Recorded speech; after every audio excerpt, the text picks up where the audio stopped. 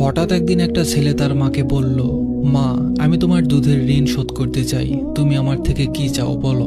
তখন মা একটু কষ্ট পেয়ে চুপ করে থেকে বলল, বাবা, তুই তো বাজার থেকে রাতে আসবি, আসার সময় আমার জন্য একটা কলা নিয়ে আসিস। ছেলেটি রাতে বাড়ি ফেরার সময় মায়ের জন্য একটা কলা নিয়ে আসে সুন্দর দেখে। তখন মাকে সেই কলাটি দিয়ে বলে, নাও মা, এই যে তোমার কলা। তখন মা বলে, না বাবা, কলাটি তোর কাছেই রাখ, আমি যখন চাইবো তখন আমাকে দিস। আর হ্যাঁ, রাতে ঘুমানোর সময় কলাটি বুকে নিয়ে ঘুমাবি। তখন ছেলেটি বুকের উপর কলা রেখে ঘুমিয়ে পড়ে। সকালবেলা মা যখন কলাটি চাই, তখন ছেলেটি বলে, মা, আমি তো কলাটি বুকের উপর রেখে ঘুমিয়ে পড়েছিলাম, আমার পিঠের নিচে পড়ে কলাটি চ্যাপ্টা হয়ে গেছে। তখন মা বলে, দেখ বাবা, সাধারণ একটি কলা বুকের উপর নিয়ে ঘুমাতে পারিসনি, চ্যাপ্টা করে ফেলেছিস।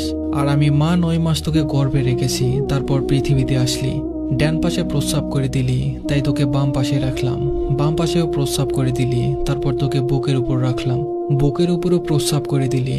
আমি মা নিজেই ভেজা জায়গায় শুয়ে তোকে শুকনো জায়গায় রাখলাম, কই, আমি তো তোকে চ্যাপ্টা করে ফেলিনি। তখন ছেলেটি মায়ের পা ধরে কান্না করতে করতে বলে, মা, আমি তোমার ঋণ কখনো শোধ করতে পারবো না, সময় থাকতে নিজের মাকে ভালোবাসুন। ধন্যবাদ সবাইকে।